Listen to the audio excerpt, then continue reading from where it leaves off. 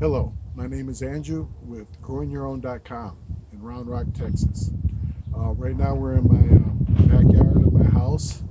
This is my raised bed garden, and I wanted to share it with you. Today's date is January 12th, 2019. So it is definitely the middle of winter in Texas, and I did a late planting this year, and I wanted to kind of share some thoughts and kind of show you, what I was able to do, with my garden.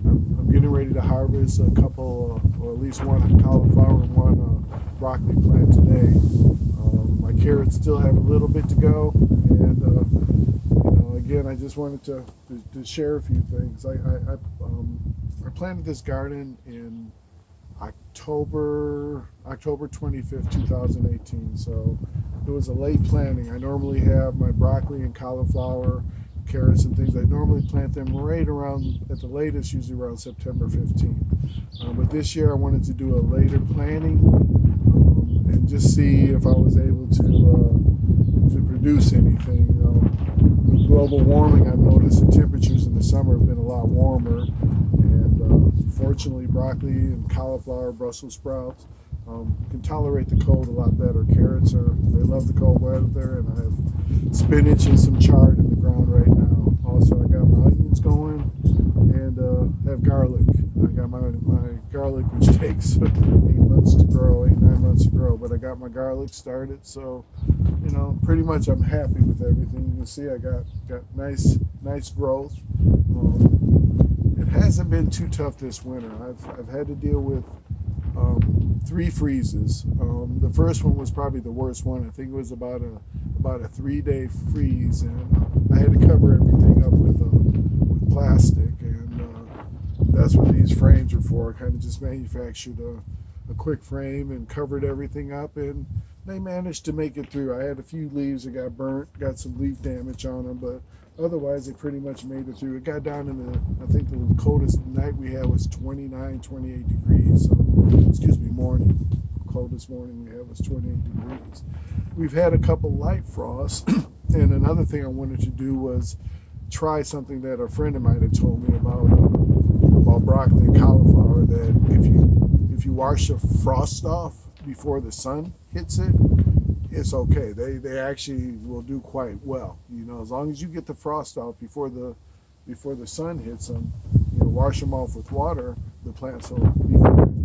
We've had a few light freezes, right around 31 degrees, 32 degrees, very light freeze. I came out, I got up early in the morning while the sun was still low in the sky before it was hitting the plants, and they were all covered with frost. So just got the hose out and basically just spent about 20 minutes washing off all the frost, and about an hour, they looked a little wilted. I was a little concerned the first time, but after about 2 hours or so, after the sun got up and started hitting them, they just bounced right back. So these are really remarkable plants. The varieties that I sell and that I grow myself, I've been growing for the last couple of years, are Green Magic broccoli, which is a nice tight firm head, great for freezing. That's why I'm growing instead of the Pac-Man. Pac-Man is basically more of a fresh eat type broccoli.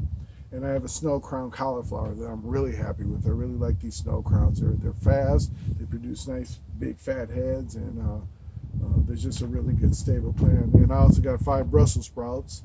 I think they're Franklin Brussels sprouts. They got a little ways to go. The one thing I noticed about planting in the winter is that you need to add at least 2, maybe even up to 3 weeks onto the finishing time. The reason for that is, since you're doing a later planting, the sun's going to be lower in the sky during the growth phase, so the plants are actually going to get less of their daily light requirement. So they're going to grow a little slower. So you have to have a little more patience doing over the winter grow with broccoli and cauliflower. And but again, as long as you protect it from the severe frost, which, like I said, we've only had 3 so far, and they've not really been that bad. I've been fortunate with this good weather. We've had nice cool nights in the 40s and 50s, sometimes in the high 30s. But for the most part, I've had some really good growth. I'll take the camera off the tripod here in a minute and show you some of the heads. The Green Magic's about finished, and the Snow Crown is, I got one head that's done today, and then a couple are catching up. My Brussels sprouts haven't quite kicked in yet, but they're doing good over here. And these are my Flame Star cauliflower. That's my experiment this year. I was going to grow cheddar and Flame Star, but the cheddar just didn't germinate quite the way I like. So the Flame Star seemed to be the hardier type. It's a paler type version of the cheddar, an upgraded version of the F1. It has better heat tolerance, which is good for Texas. So, you know, I don't, especially with global warming and our higher temperatures, having heat tolerant varieties is a good thing in Texas. So that's kind of what that's kind of what I'm doing now, is experimenting. The one thing I notice about this Flame Star is, you know, that with most cauliflower, the white varieties, you need to blanch them, you know, cover the heads to keep the sun off of them, to keep it from yellowing and getting bitter. The thing I like about these is I can't even see the heads. I know I opened up one the other day, and I got one about the size, it was about the size of a baseball, a small baseball. But these things really blanch well. I mean, the leaves are so tight around the heads right now that I can't see anything. I mean, I'm a little worried that there was even heads in there. But like I said, I opened one up the other day, and I got about a little small baseball in there. So these are going to be a little bit later. I think these are 77 days. So they're naturally 2 weeks behind these guys anyway. So everything is about on schedule. These are about done here. The Snow Crown and the Green Magic, and then coming up behind here in probably about 2 more weeks, these should start fattening up. Man, we just got to keep them watered. Right now, I'm focusing more on the liquid fertilizers. I did put down some. I reckon, by the way, the organic fertilizers that I use in all my products is Espoma. They make a great product. I pretty much use it for all my dry fertilizer in my garden. It's 100% organic. It's certified. The one good thing is it contains calcium and magnesium, so you don't really have to worry too much when you use it. It's kind of an all-in-one fertilizer, and it really works great. So I did that earlier. I did a couple of applications, but I'm pretty much focusing on the liquid because of the colder temps and what. I think it's easier for the plants to take up nutrients with a liquid fertilizer. So I'll probably give these guys one more shot of liquid fertilizer here in about a week or two, about another week, and that should finish them up. Like I said, I got some carrots that I planted. I'm kind of impatient waiting for those. I just ate the last of my radishes. I had some red radishes and some icicles, some red icicles and some white icicles, and I've been pulling those up every morning and eating those with my breakfast. I like to try to eat something out of my garden every day.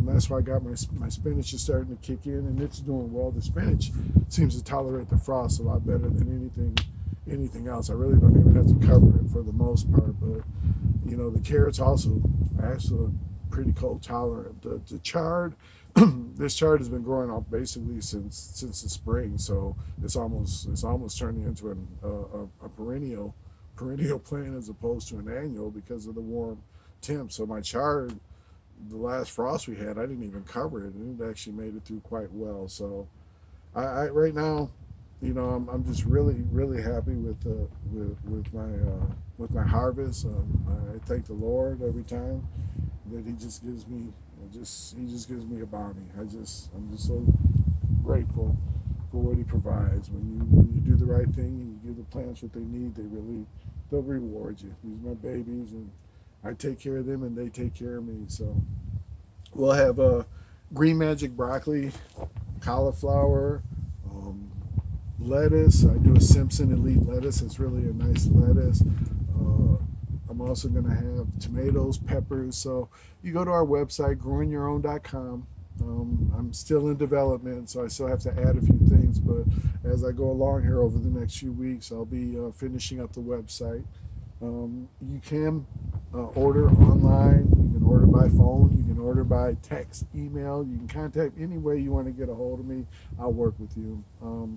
I'm the The vegetables, like I said, probably the first date they'll be available is probably about the 15th of February. I'm going to do an earlier planting this year, so I'll have broccoli and cauliflower probably ready the 15th. So, and a few other items.